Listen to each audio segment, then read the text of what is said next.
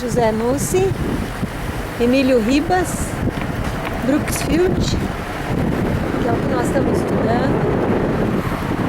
Esse aqui, 90% vendido, conforme a placa. Esse aí. Aí vamos ver o quarteirão, o que que tem no quarteirão. Aqui é a pracinha.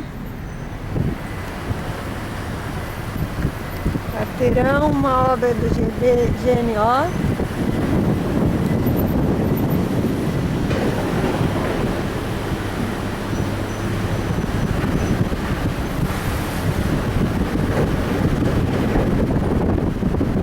Ficaram algumas casas.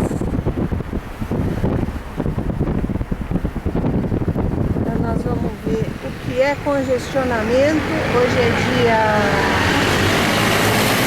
23 de abril de 2013, terça-feira, 17h15. Olha o trânsito como é que já tá.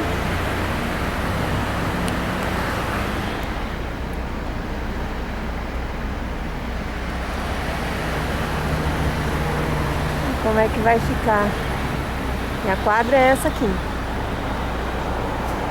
A gente vai dar uma visão geral da quadra, com 3 edifícios bem grandes.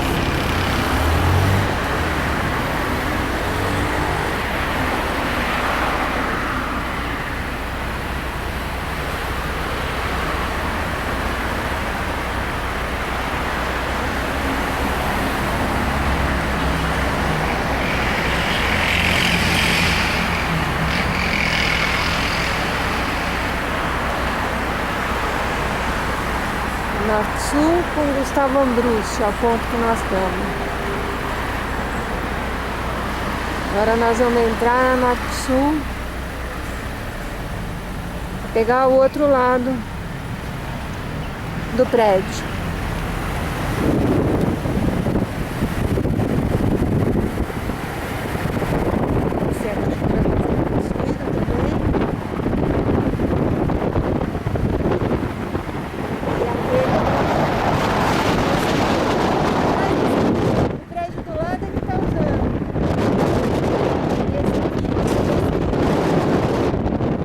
Quase pronto. Aqui vai sair mais um.